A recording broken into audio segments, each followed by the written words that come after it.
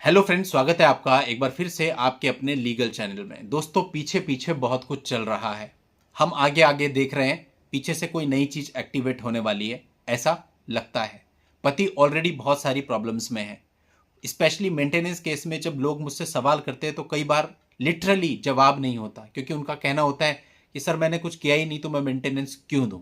देखा जाए तो लॉजिकली तो वो ठीक कह रहे हैं ना, उनके पास सारे एविडेंस भी हैं, कई बार उनके पास एडल्ट्री के प्रूफ भी हैं, तो वो मेंटेनेंस क्यों दें। लेकिन अपनी लिमिटेशन के तहत किसी भी एडवोकेट को आपको कहना पड़ता है नहीं भाई मेंटेनेंस तो बनेगा, अगर लड़की की इनकम का कोई सोर्स नहीं है। इंटरिम स्टेज पे ये सब चीजें कोर्ट जनरली नहीं देखता है, तो ये बड़ा एक दुखदायी क्षण होता है किसी के लिए भी। या किसी का एरियर ही 10 लाख बन गया है, कहता है मैंने कुछ किया ही नहीं, मैं 10 लाख रुपए क्यों पे करूं, वो भी तब जब उसने मेरे ऊपर झूठे आरोप लगाए। यानी कुल मिलाकर के बहुत सारी प्रॉब्लम्स के तहत पति वैसे ही दबा हुआ है और अपने आप को हेल्पलेस पाता है। अब पीछे ही पीछे एक और तैयारी हो चली है, जिसके बारे में आज मैं आपको इस वीडियो में बताऊंगा। ऑनरेबल सुप्रीम कोर्ट ने एक नए बिंदु को डिसाइड करने पर अपनी सहमति दे दी है, और अगर ऐसा हो जाता है तो डेफिनेटली ये पति के लिए बहुत बहुत बहुत, कितना ही कह लो उतना बुरा होगा।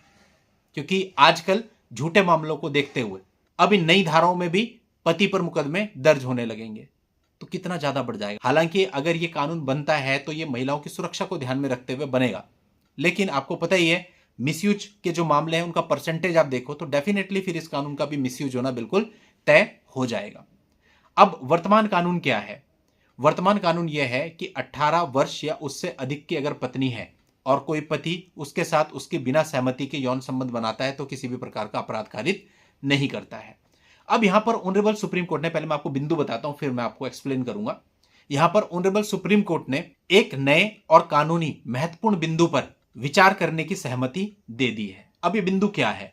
मौजूदा कानून पति को वैवाहिक दुष्कर्म से छूट देता है, मतलब इसको अपराध नहीं मानता है। तो क्या पत्नी के साथ हिंसक, अप्राकृतिक या जबरन यौन कृत्य करने पर पति के खिलाफ अन्य धाराओं में मुकदमा चलाया जा सकता है? देखो, इसको समझने के लिए आप ये देखो कि पहले जो भी एफआईआर दर्ज होती थी आज से 2 साल पहले तक, उनमें क्या होता था? 2023 से पहले जब बीएनएस और बीएनएसएस नहीं आए, पत्नी के पास एक कानून होता था कि जी मेरे पति ने मेरे साथ अप्राकृतिक संबंध बनाए हैं, और वो एफआईआर में धारा 377 आईपीसी लगवा देती थी, जिसके अधिकतर मामलों में कोई मेडिकल प्रूफ नहीं होते थे। धारा 377 केवल दबाव बनाने के उद्देश्य से लगाई जाती थी, और मैक्सिमम मामलों में धारा 377 चार्जशीट से हट भी जाती थी, क्योंकि पुलिस को ऐसा कोई भी साक्ष्य देने में असक्षम रहती थी, और जब पुलिस मेडिकल कराने को कहती थी तो मेडिकल को मना कर देती थी। यानी 377 का उद्देश्य इनिशियल स्टेज पे केवल पति के ऊपर दबाव बनाना रह गया था और कुछ भी नहीं।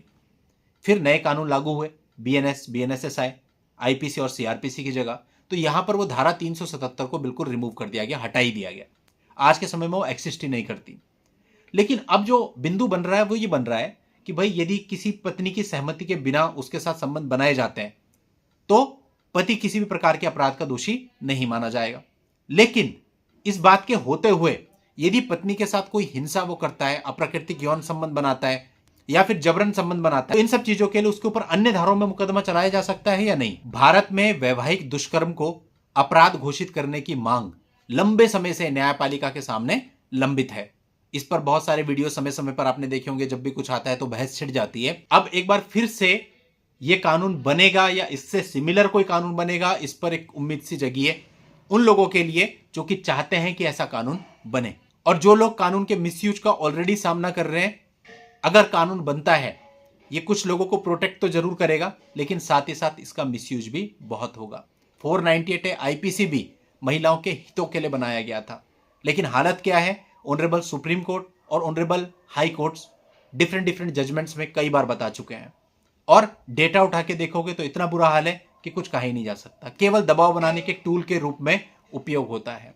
सही मामले बहुत कम और गलत मामले बहुत ज्यादा दर्ज होते हैं। इसी प्रकार से और भी कई कानून हैं जिनको इसलिए बनाया गया था कि सामने वाले को प्रोटेक्शन मिले, लेकिन उनका मिसयूज होता है। और आज ये जो कानून है ये खतरनाक इसलिए है क्योंकि इस कानून के अंतर्गत एक कमरे के अंदर होने वाली घटना का जिक्र किया जाएगा, जिसके साक्षी केवल पति और पत्नी हो सकते हैं, वहां तो कोई कैमरा भी नहीं हो सकता। तो अब ऐसे में पति कैसे साबित करेगा कि वो निर्दोष है? ये बात विचारणीय है और इस पर ध्यान देना चाहिए, क्योंकि अगर हमें इस मुद्दे के बारे में पता ही नहीं चला, हम खाली ये देखते रहे मेंटेनेंस से कैसे बचें और डीवी से कैसे बचें, और हमारे पीछे एक और शेर आकर के खड़ा हो गया, तो मुश्किल हो जाएगी।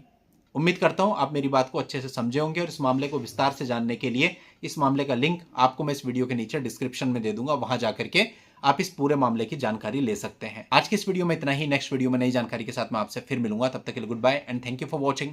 Take care.